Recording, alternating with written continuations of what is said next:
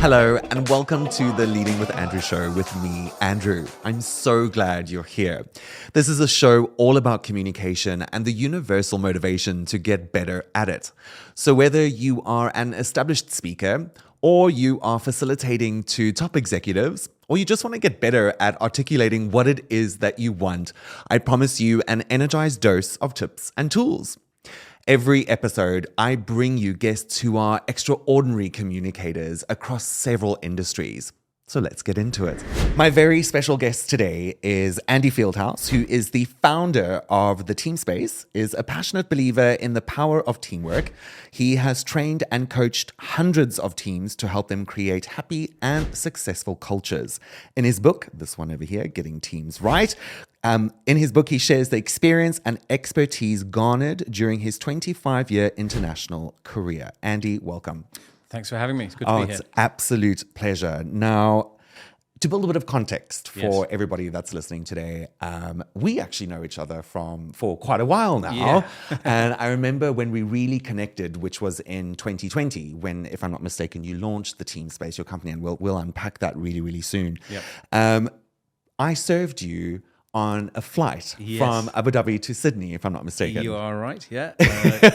And you remembered that really, really well. I did, well, of course I did. It was my first Christmas with my, not quite fiance, my girlfriend at the time. And it was Christmas Eve. And as we crossed into Christmas Day, you brought out the Christmas lunch with chocolates and everything else. And I always remember that. Oh, so, that's amazing. Yeah. I actually remember that Sydney flight really well.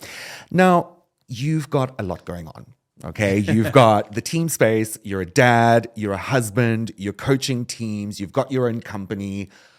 How are you balancing all of this that's going on? I think I don't know, I just do it, right? I don't consciously plan to kind of balance it. You just do. I think the business, I have a commercial background. I've been involved in businesses for a long time. So when I decided to set up the business, I looked at it with a business plan and a model. Would it work commercially as well as meeting my kind of passion for what I do? And I thought, yeah, absolutely, I can see this all fitting in. It's a risk. I had to ask my wife to kind of back me, and she said, "Okay, we'll give it a go." But you just do, and we're lucky that my wife and I both have kind of flexible business lives, and we can do school pickups and things like that. We just make it work. Just make it work. Yeah. I love that.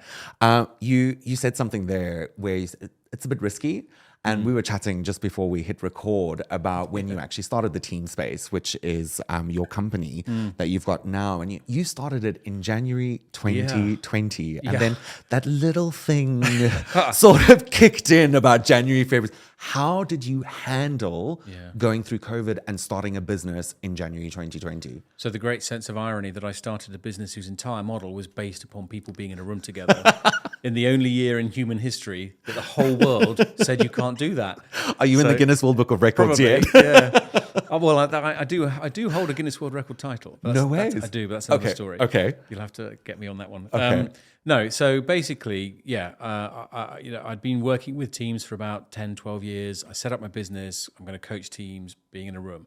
And the pandemic came along and said, no, you can't. And people started going, oh, we've got to pivot and flip and virtual and all this kind of stuff. And in my experience of being in the room with teams, and when you're working with teams and seeing how they interact and communicate with each other, you miss so much nuance and subtlety, and the little movement or a change in atmosphere that you don't get online. And also the conversation that you have in the coaching room.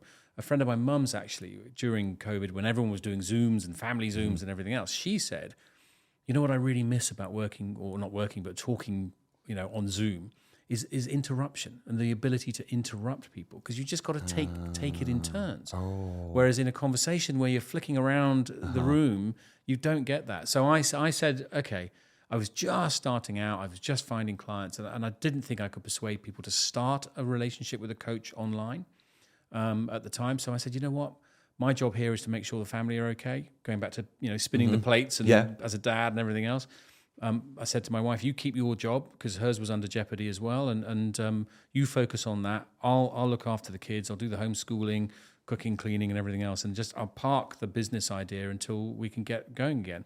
And so that was several months until, luckily enough, she kept her job, kept us going. And then we just slowly opened up as the world reopened. And what I did do during lockdown was just network and meet people online and go to networking rooms and use LinkedIn and everything else to build potential client relationships for when things did open up. And so I almost had a head start when I restarted the business because I had a lot of kind of contacts. I met you as part of that networking effort, or re-met you as it were. So so that's really how I kind of got through that. I just waited. And you said something there that I absolutely love. And somebody who I used to work with, Stella, you met Stella at one of the events that we did. Yep. And we'll get into that a little bit later. But she always calls it social cues. And you said now, what you miss is that organic interruption in conversation with people, and you don't have that on Zoom, and it's almost creates awkwardness when it's online, when you're interrupting somebody. How do you recommend communicating through that awkward when somebody goes, "Oh, can I?"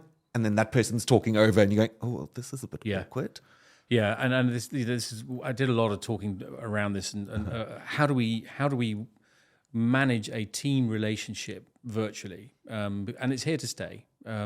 Being in the region here in the UAE, we're a hub for a lot of businesses. There are sort of EMEA teams, Middle East, Africa, whatever, and they're based all over the place. They're going to have to operate virtually. They can't afford to fly the whole time.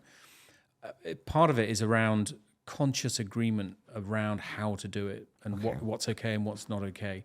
What are the rules around virtual communication? Just the simple stuff, cameras on, timing, respecting, like here, I've got a friend who works here in the region. And when we were on Friday, Saturday weekends, they kept asking him to do a call on a Friday because in America, that was business time. And so he kept working on a weekend and that was not good for him, but couldn't say anything. So those kind of rules. But then even down to the habits and practices of interruption and taking in turns and respecting each other's voice and time and opinion, and noticing the equality of conversational turn taking. I mean, that's kind of in the room as well as online, but just noticing are people being given the space to be able to speak and share what they want to share?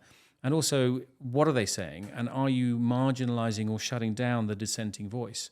Because marginalizing and shutting down the dissenting voice. Oh, wow. Because we don't like to hear contrary voices. If it's different or contradictory, we tend to want to close it down. Okay. And so we might, just ignore or not give space to that voice. Can you give me, I love this. Can you give me an example of something where somebody's shutting someone down in a meeting or something that's contradictory? Well, sometimes it comes deliberate and sometimes it's accidental. And I can't think of it. It could be anything. Like I was coaching yesterday, and there was a team, and you as a coach, you're trained to notice who is talking, and it's not. So there were a few more vocal people in the room, just talking about the stuff that they were talking about, and so I notice it as a coach, and so I'm careful not to trigger things or point a finger of blame and say, why aren't you saying you keep talking, you shut up, you speak up. But I might sort of notice and say, I'm just hearing from why don't we hear from some different voices? Or that's brilliant, because from a facilitator, somebody who trains frequently, you're encouraged to pull from as many people in the room as possible in order for them to contribute to a session, right? And what a lot of trainers or facilitators, and I would imagine new coaches as well sometimes, is they will focus on the people that they'll focus on somebody that's really either giving too much or too little, and they'll tend to go into that person and they'll point it out and they'll highlight it. But what you just said now, I think, is like a definite takeaway already, is why don't we hear from some other people in the room? And so you're not blaming, you're not pointing, and you're creating in that moment something safe where people are like, okay, he wants to hear from other people. He hasn't pointed at me yet, but it could potentially come if I don't use this opportunity to speak up now. It's an invitation, and it's. I want to go back. Yes, to my word, absolutely. That question. I don't want to lose the question about what do you do if you hear things, or if you're noticing dissent, or people having contradictory ideas. But But yes, you're right. It is as a coach. I know, I'm trained to do it, and I remember doing the training. And there's an exercise we do around two people, and you sit here as the coach, and the two people sit next to each other, looking at you. And it's about alignment, and you do it when there's a high point of friction and something going on between them. They're having difficulty getting over, and it's causing a lot of argument, and they're kind of at each other. And so it's all about how you sit and where you physically sit them. So they sit side by side and not facing each other in a kind of confrontational way. So you make them sit facing you. Oh, wow. And you do the setup to say, I'd like you to talk to me and not to each other. And you have to be very careful not to be drawn into one person's story. And it can be that maybe you just have a more of an attraction to one person. You have more sympathy, and you've got to remain impartial as the coach, because you're coaching the relationship and not the individuals within it. And I remember doing the training, and the feedback I was getting from the trainers was, don't just look at one person. You've got to be careful about marginalizing the person who is not talking at that particular time, and you get sucked into this maybe sob story, and you don't know what's right or wrong, and you're not there to judge or care what's right or wrong in some respects. And they said, don't do that. You make sure as they're talking, your eye contact moves and your body position stays equal, and not kind of getting. For those who are not watching this, I'm like leaning towards one side. It's as subtle as that. As a coach, you are shutting down that other person by just the movement of your shoulder. This is incredible. I've never heard like this, that so much detail is taken into consideration when you're coaching people that are particularly in friction. We're human, and human nature is to want to side with certain things because it completes the story. We'll get back to the question, but what do you do when you catch yourself? Maybe, I'm listening to this story. What mechanisms do you use? When I finished coaching yesterday, I was exhausted. Okay. I was tired. And this is because the concentration levels are so, I think, higher than being a trainer. Okay. I'm not saying coach. Now, there's going to be a few trainers out there that are going to go, what? Oh, he's a coach. Ooh. No, other products and services are available, but no. It feels to me like there's so much more that you've got to concentrate and think about, and you kind of can't do all of it all of the time. A lot of coaches co-coach and co-lead as well, because you need kind of two brains to do the different things, and there's a logistical bit of like the timekeeping and when's the lunch break and all that kind of stuff.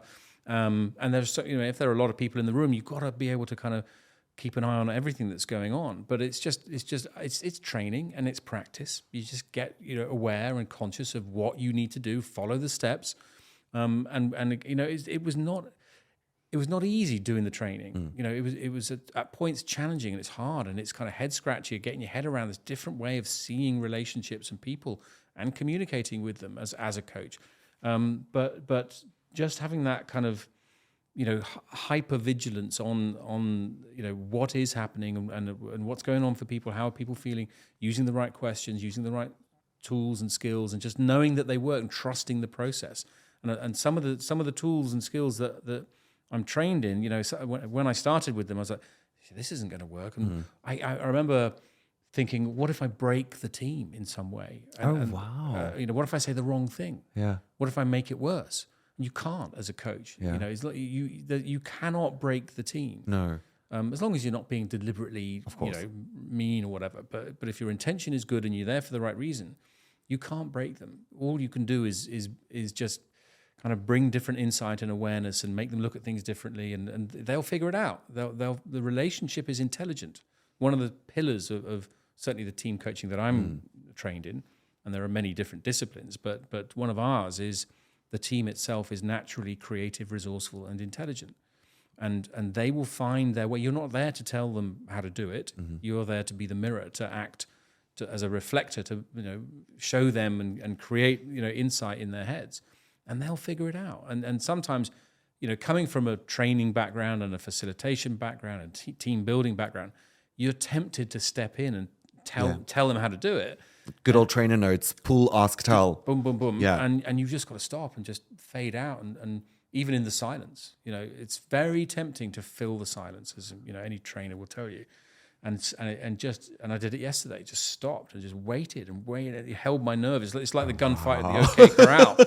Who's gonna fire first? Yeah. But you got to let them, and eventually, something will happen.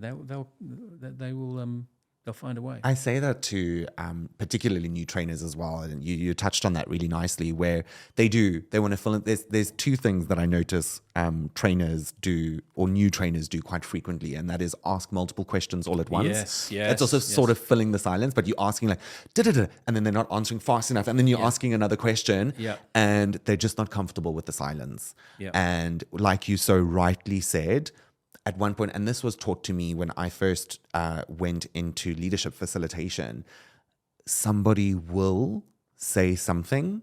It might take 10 seconds, it might take 3 seconds, but it will happen.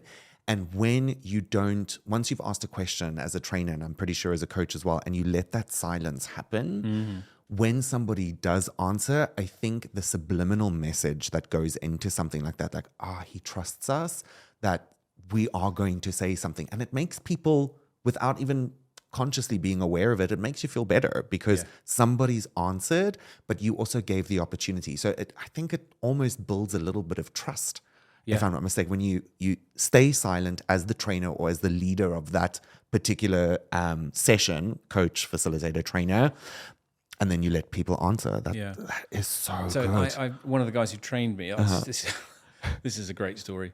We were talking about silence, right? Yeah. This whole thing, and he is a master coach, very experienced. And he said he was in a session one day, and he you've got to learn how to flex and just adapt and go where the team is going. And this moment where it came up, where he in his head he was like, I know what to do. I know what needs to happen next is silence. And he said to the team he was coaching, we're going to sit in silence for an hour. Wow. And he called an hour of silence, and they just sat there and they let everything just sink in, whatever was going on. And about 15 minutes in, he backed himself and he go, this feels right. And he's sitting there, and it was right, and it did work. But then he sat there and thought to himself, they're paying me this much per hour to do nothing. But it was for them. Brilliant. It was the right call at the right. But it was a whole hour of silence. Wow. As a coaching, when everyone thinks coaching is about talking. No. Sometimes it's silence. You need time to reflect. You need time to take in what's happening. Yeah. To build even more context, just even from the couple of questions that I've asked you already, why coaching? Why did you realize that this is what I want to do and what I love doing? So sometimes things come to you when you don't know it's the right answer, and then you look back and my gosh, it was the right answer. I'd been doing team building training for like 10 years. I had a kind of change of jobs. I was in between jobs and what's next. And I'd started doing a little bit of blogging and stuff. And an old colleague said, what are you doing next? She'd worked with me in team building, and I said, well, I'm kind of exploring. And she said, have you considered coaching? And I said, what do you mean? Coaching teams? And I said, well, I know like coaching, leadership coaching. What's team coaching? And so she started telling me all about it. She was a qualified trained coach herself, team relationship coach. And I said, wow, this does sound interesting. I mean, I'd love to know more. And she goes, well, she trains coaches. So she said, why don't you come on the introductory weekend course and see what you think? So that's how I found it. Okay. But looking back now, it was like, it was meant to be. It was meant to happen. I'd loved doing team building and training and high performance teams courses and things like that with clients. But I remember doing a team building event with a company who will remain nameless, and they came to us with some quite bad toxic communication issues and problems, and so we need to kind of get into this. And so in our relative naivety, I guess, because we did team building, we sold them team building. I facilitated the whole day, 50 people, full day. I remember it was hard to get them to talk about stuff, but then we did the fun stuff, and it was all great. And it was the weekend coming up, and at the end of the day, I said, "Thanks for coming. Good luck. See you next time." And I everyone kind of walked out of the conference room, and I happened to be walking out behind these. This is a funny story, behind these two ladies, and they didn't know that I could hear them, and so I was kind of eavesdropping. And one turned to the other and said, "You know what? In the end, that was all right, wasn't it?" And so I said, in my head, okay, I'll take that. I've overcome some cynicism. All right, good. Yep. And the other one replied and said, yeah, it was good, but we're all still going to hate each other on Monday. Oh my God. And I was like, wow, we haven't achieved anything here Yeah. other than a great deal of fun and Yeah. maybe some relationship building. But that's fairly superficial. And I remember kind of, we moved on and I carried on. But it stuck with me because when you want to make change, to make teams and relationships grow and change and achieve a difference of where they are and where they want to be, you've got to really get into the heart of what's going on. And team building is great, used for the right reasons. But what it does is it takes the team out of their reality of their existence. Let's pretend to be painters or whatever and have a great deal of fun, but you're not going to get into what's really happening. And this is what coaching does. It is a real conversation about the realities of their existence, what's actually going on for that team. It addresses the specifics. You can't coach until you've assessed. And you have to do an assessment of the team, where they are, what are the issues. It doesn't have to be that things are bad. It could be we're just ambitious. And I love that. I really want to highlight that. It's not necessarily something... and I think the shift is taking place, particularly with executive coaches, team coaches, where you don't necessarily have to go to a teams coach because something is wrong. No, absolutely not. You said maybe your team is just really ambitious and you've got all this energy. As a leader, a wise decision would be going to a teams coach so that you can harness that energy and probably channel all of that ambition into the right strategy. Yeah, I mean, think of the highest performing teams in the world in the field of sport, right? Manchester United's of the world. They all have coaches coming out of the woodwork because they know that coaching as a discipline, as a way of working, is valuable, and it because the answers come from within the coachee, whether it's the individual or the relationship system, the team. So coach, I call it the ABC of teams. Okay. So what are the conditions that need to exist for coaching to be the right solution? The ABC of teams, I call the ambitious teams. Right?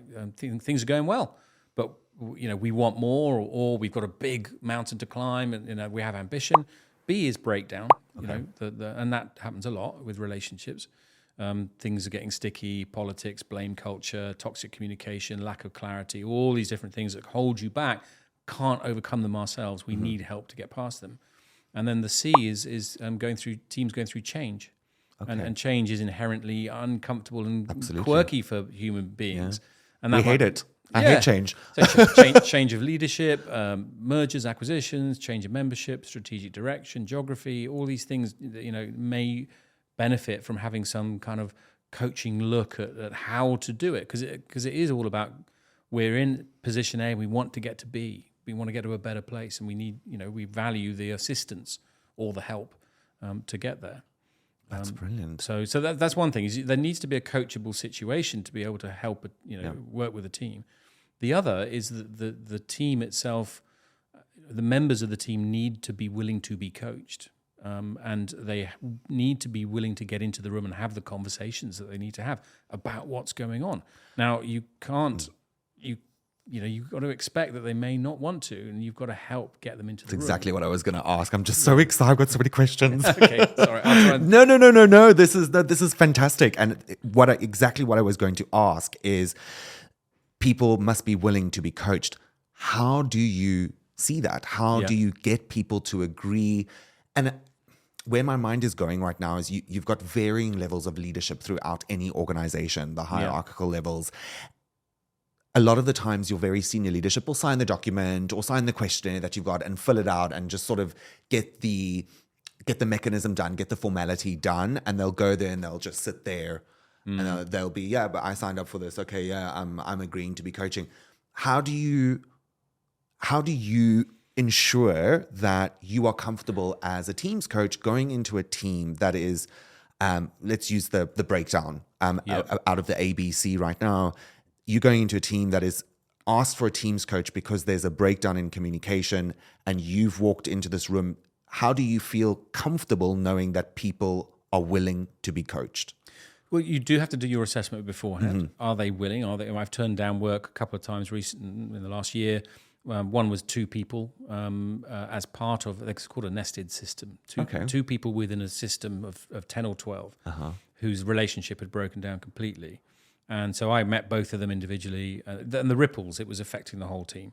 And I was kind of asked, we've got to get them, back to not normal, but they've just got to be at least civil. And, anyway, I met both of them. And one of them, I said, and I said, what's going on and everything else. Are you willing to get in a room with the other person in this relationship and me? And I'm there to help, and we'll work through this. And she was like, yeah, okay, I'll give it a go. She needed the courage to do that. The other person, I will not get in a room with that girl. Oh, wow. Flatly refused. And I said, okay, that's your call, but I imagine there will be consequences to that. I don't care if I'd rather lose my job. And that bad? Yeah. And so I can't coach that. No. Because half the team is not willing to do it. So I went back to the team leader and I said, here's my assessment. Until that changes, I'm not going to help you. I can't help you.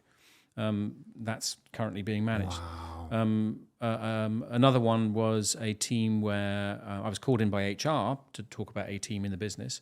And I said, right, tell me about the team. And off they went. And after half an hour, I said, could I stop you there, please? And they went, oh, why? And I said, do you know what you've just done? And they said, what do you mean? And I said, well, all you've done for the last 30 minutes is tell me about how poisonous the leader of the team is. Does that individual actually know that you're talking to me about me potentially coaching his team?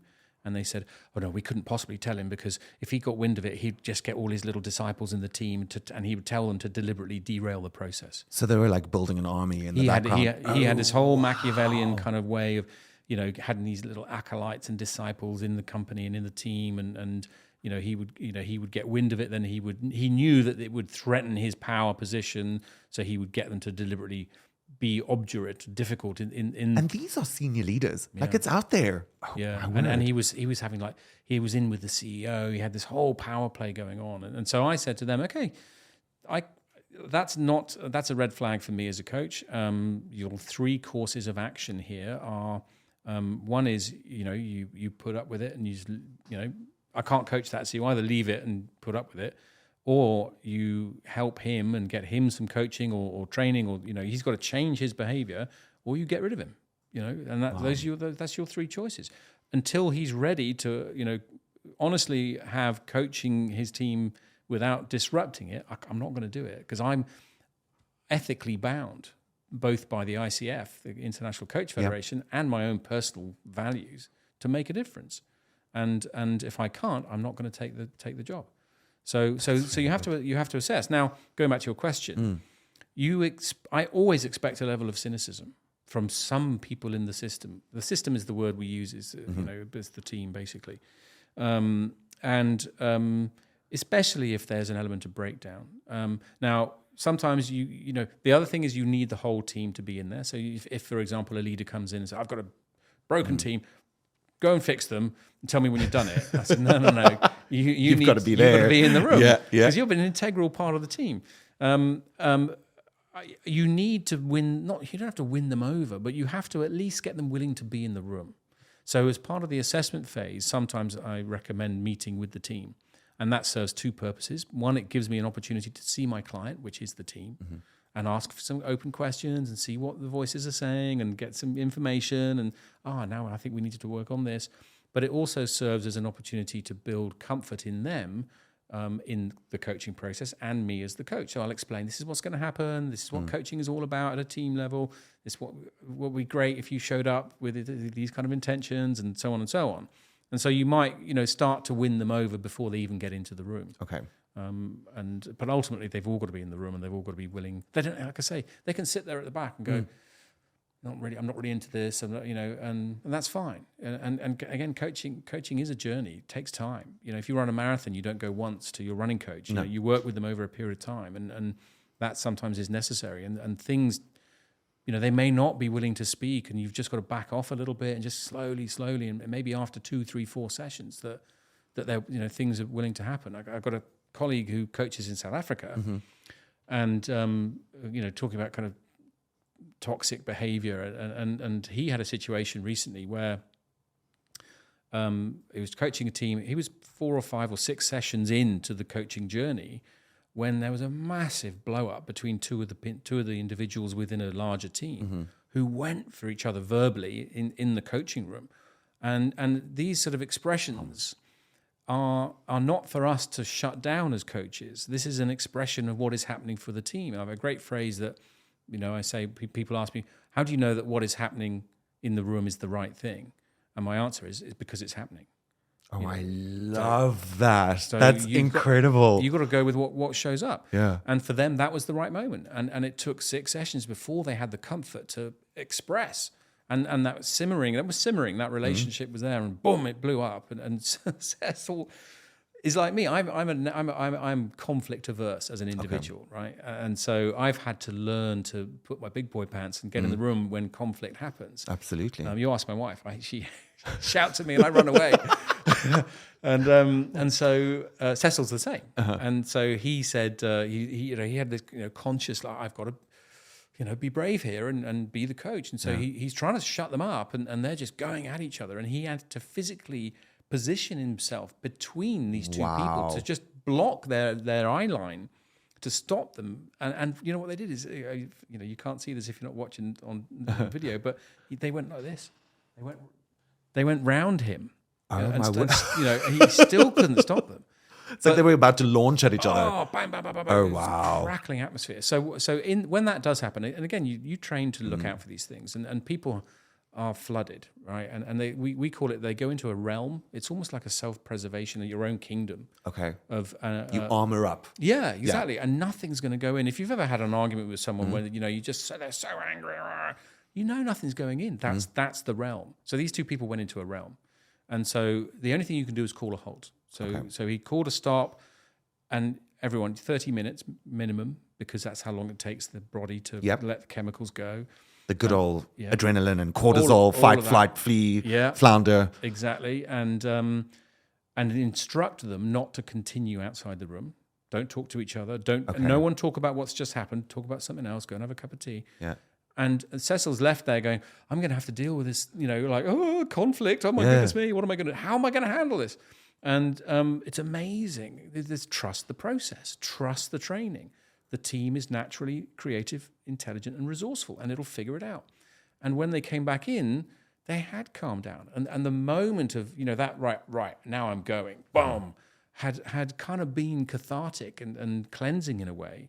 And they came back and they were willing to have a more rational conversation and start to work through it. And that's what they did. I love that. Oh, you're giving us so many brilliant pieces of advice and things that we can walk away with here. But when, talking about communication and going in with a team where something like that is building, and as you were saying, you're trained to pick up on certain things, I want to sort of zoom out a little bit and go, whenever you've gone into a team where communication has been broken down, are there any common factors that you've seen in teams where you're like, I've seen this before and I see this frequently, that could anticipate or tell you that we're heading for a blowout here? Well, you'd find out in the assessment. Okay. So you'd have a certain level of warning that there is an issue here. We are having these sort of things. But then there's stuff that just happens, like happened with Cecil. I had another friend who coaches couples 6 or 7 sessions in. He thought he knew everything that was going on. They've been talking about all of their stuff in their relationship, and then suddenly, one of the couple turned to the other and just said, "Yeah, but you had that affair 6 years ago." Ooh. And he's like, "Whoa!" But again, held on to that for 6 years. Yeah, but it took that long to be comfortable to bring it up, and what is happening in the room is happening for the right reasons, and then so there are unexpected blow-ups that happen. But you also know that they I've got a client right now just about to start work with pattern of toxic behavior. Okay. We can't seem to blame culture. We can't seem to have a discussion without arguments and so on and so on. So that happens a lot, and probably of all the bits of work and tools and things that I do with teams, I think pretty much every team that I start with, we work on toxic communication behavior, and so it's happening, and Is that very similar to what's in your book, the 4 horsemen of the apocalypse in communication? Exactly. So in sort of brief bit of education, the John Gottman and the Gottman Institute in America studied what makes relationships fail. Divorce, basically. Thousands of couples were invited to come to an apartment, and they watched The Love Lab. The Love Lab. I think you mentioned in your book, yeah. And they watched what goes on, and not in the bedroom, as it were, but just how they communicate. And they noticed this pattern, and that correlated with divorce. And so they can now predict with 90% accuracy, if they watch a couple, if these behaviors show up, if they don't change them, they will end up in divorce. And 90% of the time, he's right. And the worst one is contempt. Contempt, yeah. So there are 4, the 4 horsemen. Criticism, contempt, defensiveness, and stonewalling. So criticism's fairly obvious. Yep. Defensiveness. Stonewalling is basically checking out. I'm not going to talk to you. And I'm not having this discussion right now. I'm out. I'm done. Just not having the discussion. And then contempt is contemptual behavior, like hostile gossip, eye rolling, belittling, demeaning, calling people names, really nasty behavior. Wow. And contempt actually bleeds into physical damage. It's physically damaging to be in a contemptual relationship. So even if it's a little bit, this stuff shows up in every relationship. And so if I suspect or I know it's going on, and that's one of the issues that I'm there to work on, I'll bring that to the room. And so if there's a high degree of conflict, it's so triggering that you can't do that work around that. Maybe there's other things you need to do first, but if they're ready to have a rational conversation about what's going on, then you can go there. And there's a tool we use where we place the behaviors on a card on the floor, and we invite the team to understand. So there's an education element first. These are what they are. They happen in relationships generally. Yeah, okay, we get that. Now, this is a good example of how the coaching process works. Let's talk about how it's happening for you. Now, if you are working with a team, there are lots of different, and this goes back to the original question about how do you not marginalize or notice that, when people are shutting others down. There are lots of different factors at play in the team dynamic. For example, rank and privilege. Who's the boss, the leader, power relationships, introverts and extroverts. All sorts of different reasons why people may not vocalize what is going on. Fear of judgment, lack of psychological safety, and so on and so on and so on. So you can get information out. You can get awareness into the team in different ways through movement. Oh. So you will put the bits of paper on the floor with some tape. The team coach's best friend, masking tape. Masking tape out a grid of 4 quadrants, each behavior 1 per quadrant, and then you invite them to walk around and read the descriptions. And it's kind of like what's called charging the wheel. Okay, you're charging the energy by moving the team around these 4 behaviors. You explain that as you step into each zone, I want you to imagine that each zone is almost perfumed with this behavior. Oh, wow. How would it, because the sense of smell is so powerful. Absolutely. Right? So you walk in and you can see them kind of, the weight in the room can change. The shoulders, and sometimes there's laughter, and sometimes there's silence. And this is what we call edge behavior, because what you're doing as a coach is crossing edges between the primary existence and the desired secondary future, sort of dreaming, ideal, or undesired. Okay, and as they go over these sort of edges, like a Mount Everest, like over the edge kind of thing, you get all sorts of what's called edge behavior. Like I said, it can be silence, laughter, anger, uncomfortable, all sorts. And so you're just watching and seeing what happens, and you're constantly kind of reflecting and say, "Oh, what's happening right now?" Wow. Or, why? Or what's the mood in the room? Oh, whatever. So then they're kind of read. They've read them, and you need to move them to what's really happening for them. So you ask a question: which one of these 4 behaviors is living more frequently than the others in your team? Okay. And they stand in the quadrant of choice. So what you are giving them there is an opportunity to express themselves and their opinions without having to verbalize. Anything. And if you've got like a junior introvert in the room in a team where they don't feel safe to speak up, they're never going to verbalize. Absolutely. So you can't, you can't. If you're all sat at a table in a training room, you're never going to get that information out of them. Whereas they can just stand in the room, right? And then once they're all stood there, you unfold as a coach, and you're kind of like, oh, what are you noticing? And it's called a blank access question. Blank access question. So it's just an open question. What are you noticing? And then they might say anything. They might say, oh, we're even. They might notice the geography, like we're evenly spread, or they might say, I don't like this, or there's all sorts of things. And then that's you getting out, what is really going on. You go into a conversation about when does this show up?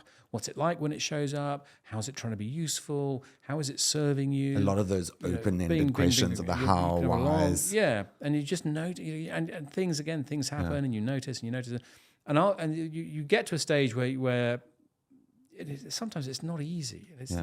And you have to, another skill of a coach is normalizing, because you can make them feel like, oh golly, we've got all this stuff going on, aren't we bad? And and say, hey guys, by the way, every relationship in the world has this. Yeah, it's totally normal. You're not alone, and that's the tactic of normalizing. And then then you feel, oh, we're not so bad after all. And then you're moving them towards, what are you going to do about this? Before we get into that, I have to ask you, we have to do a part 2. Okay. We are running out of time, right. And I would love to have you back for part 2. Would you come back for part 2? As you can tell, I'm passionate about this. This is incredible, but I can't even begin to tell you how much you've given us in the last 40 minutes. So thank you so much. You're welcome. For those of you who are listening, for those of you who are watching, Andy is going to come back for a part 2, and we will continue this conversation. And that's when we'll get to the rapid fire and some other important questions that I have. So Andy, thank you for joining me in part 1, and I look forward to seeing you in part 2. Will do. Well, there you go. Another episode on communication. Thank you so much for joining us today. Don't forget to like, comment, subscribe, and most importantly, connect with us on Instagram at Leading with Andrew.